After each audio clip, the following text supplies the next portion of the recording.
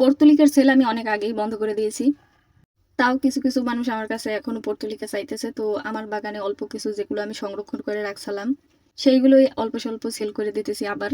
আজকেও একটা পর্তুলিকার পার্সেল ছিল, তবে আমি অনেক দিন দেরি করে ফেলাইছি পার্সেলটা পাঠাইতে, সেই জন্য আপুর কাছ থেকে আগেই সরি বলে নিচ্ছি। আসলে আমার নানু খুব অসুস্থ ছিল, তার কাছেই ছিলাম। পার্সেল পাঠানোর পর অনেকেই হয়তো বলবা আপু আমাকে এই ফুল দাও নাই, ওই ফুল দাও নাই। তো ভাবলাম পর্তুলিকার সেলগুলো অবশ্যই আমি এখন থেকে ভিডিও করেই রাখবো। এই অর্ডারটা যে করছে সে গোলাপি রঙের এবং সাদা রঙের পর্তুলিকা দিতে মানা করছে, তো আমি সেইগুলো বাদেই আমার বাগান থেকে প্রায় সকল ধরনের পর্তুলিকা নিয়ে নিছি। বেশিরভাগ ফুল ছাড়াই নেওয়ার চেষ্টা করছি। প্রচুর বৃষ্টি হচ্ছে বরিশাল, ফুল সহ গাছ নিলে হয়তো ওগুলো ভিজা থাকবে, তারপর নষ্ট হয়ে যাবে। এই গাছগুলো আমি সকাল সকাল তুলে আনছি আর একদম ভিজা। এগুলোকে শুকিয়ে তারপর প্যাকিং করতে হবে।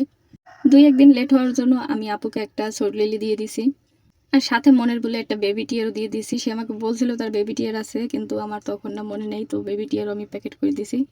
তো এই ছিল আজকের ছোট্ট একটা পার্সেল, আমি একদম প্যাকিং করে নিয়েছি সুন্দর মতো। ইনশাল্লাহ ভালোভাবে পৌঁছাইলেই আমি অনেক খুশি হব। পার্সেল হাতে না পাওয়া পর্যন্ত আসলে আমার নিজেরও টেনশন হয়। তাছাড়া আর কেউ দয়া করে পর্তুলিকার অর্ডার করো না।